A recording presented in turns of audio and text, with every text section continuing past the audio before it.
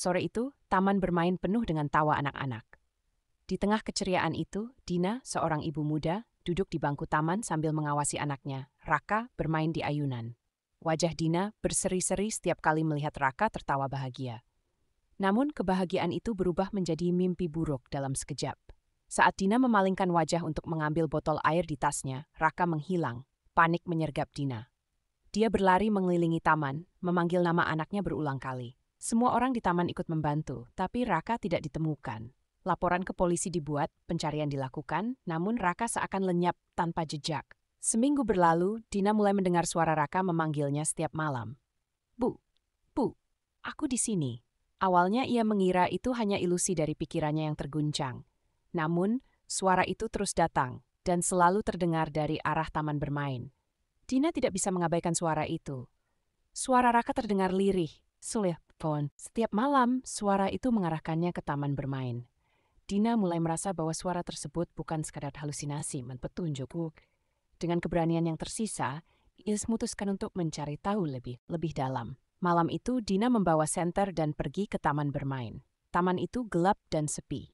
Ayunan yang dulu sering diduduki Raka bergoyang pelan tertiup angin.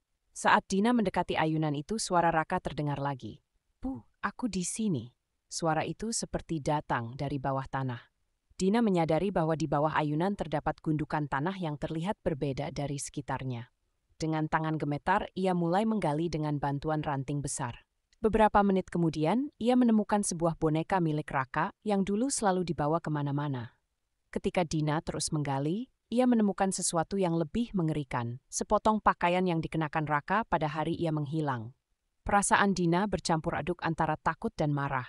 Dia terus menggali hingga tangannya bersentuhan dengan sesuatu yang keras. Sebuah kotak kayu kecil terkubur di sana. Di dalam kotak itu, Dina menemukan foto-foto yang menunjukkan Raka bersama seorang pria yang tak dikenalnya. Di balik salah satu foto ada tulisan tangan yang berbunyi, "Aku tahu apa yang terjadi padaku, dia yang melakukannya." Dina gemetar. Siapa pria itu? Apa yang sebenarnya terjadi pada Raka? Malam berikutnya, suara Raka terdengar lebih jelas, seolah-olah memandu Dina ke rumah seorang pria yang tinggal tak jauh dari taman. Pria itu ternyata seorang penjaga taman yang sering Dina lihat sebelumnya, tetapi tidak pernah dicurigai. Dina melaporkan temuannya ke polisi, yang akhirnya mengungkap fakta bahwa pria itu adalah pelaku di balik hilangnya Raka. Plot twist mengerikan terungkap. Pria itu adalah seorang pelaku kekerasan terhadap anak, dan Raka telah menjadi korbannya.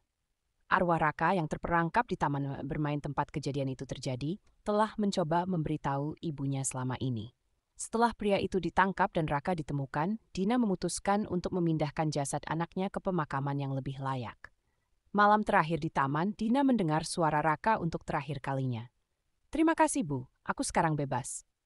Suara itu menging bersama angin malam, meninggalkan Dina dengan air mata dan janji untuk terus mengira cinta, bukan duka.